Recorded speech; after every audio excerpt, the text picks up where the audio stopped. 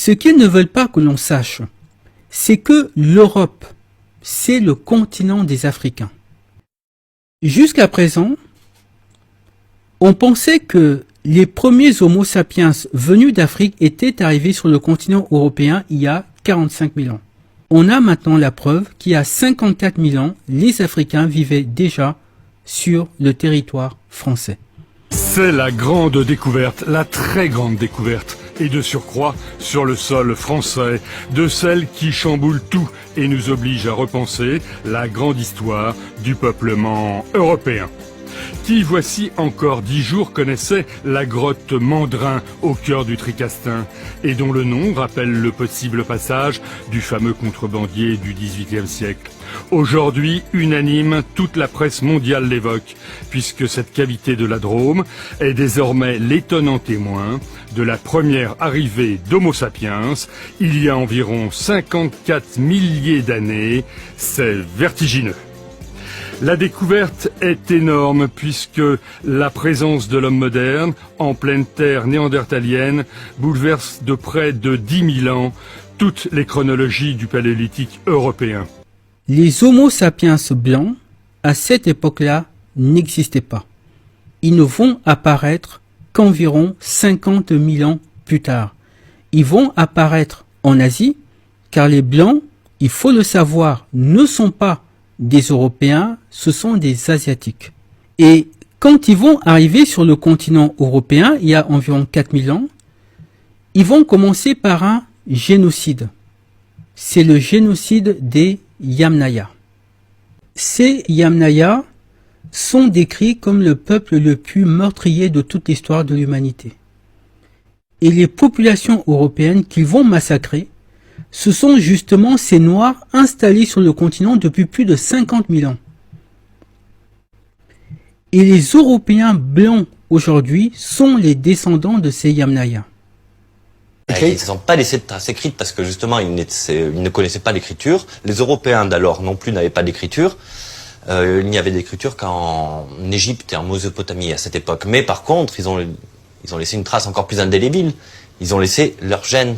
Et vous et moi, en France, avons 35% environ de gènes qui proviennent d'une ascendance Yamnaya. 35% c'est gènes. Énorme. C'est énorme. C'est énorme. Et comment est-ce qu'ils ont fait pour que j'ai, juste 5000 ans après, 35% de gènes Yamnaya? Alors, ce que pensent les chercheurs, ça n'a pas dû arriver partout, ça devait pas être pareil partout en Europe, mais certains chercheurs pensent qu'ils ont dû un peu zigouiller tous les individus masculins. Tous les mâles. Tous les individus masculins, effectivement. Et ça se voit sur le chromosome Y. Certains chromosomes Y que des Européens, avant l'arrivée des Yamnaya, ont complètement disparu. Tandis que les chromosomes Y qui étaient portés par les Yamnaya, eux, ils se sont absolument répandus dans la population. Donc, ils tuent les hommes et ils engendrent avec les femmes noires une descendance métissée.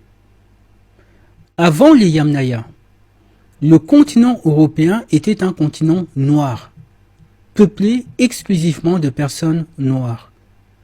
Après l'invasion des Yamnaya venus d'Asie, l'Europe va devenir un continent métissé. Durant toute son histoire, l'Europe a été peuplée de personnes blanches, de personnes noires et de personnes métisses. Effectivement, les Yamnaya n'ont pas pu tuer tout le monde. Quand ils arrivent, l'Europe est déjà peuplée de femmes et d'hommes originaires d'Afrique, et cela depuis au moins 50 000 ans. On imagine que depuis 50 000 ans, l'Europe tout entière était peuplée. Les Yamnaya, et ils ne sont pas les seuls d'ailleurs, vont massacrer une grande partie de la population, et par le biais de la procréation, ils vont introduire en Europe les gènes mutants qui favorisent la dépigmentation de la peau. Les Noirs qui vont recevoir ces gènes et qui vivent dans des zones froides vont voir leur peau s'éclaircir progressivement. Mais tous les Noirs européens n'ont pas été massacrés et tous n'ont pas reçu les gènes mutants. Et sachant que l'Europe, leur continent, était désormais envahi d'êtres d'une violence inouïe, on imagine qu'ils vont s'organiser, qu'ils vont se défendre, qu'il va y avoir des guerres Et à certains endroits, il y aura sans doute des trêves, des alliances, etc. Et toute l'histoire de l'Europe, ça va être ça, de sorte que, en réalité, l'Europe était peuplée de personnes noires, de personnes blanches et de personnes métisses. L'erreur que commettent ces historiens, c'est d'affirmer que la présence noire dans l'Europe médiévale résulte de l'immigration. Parce que eux vont du postulat que l'Europe à l'origine était blanche et que les Noirs étaient forcément des immigrés arrivés plus tard. Or, l'anthropologie et la génétique nous disent l'exact contraire.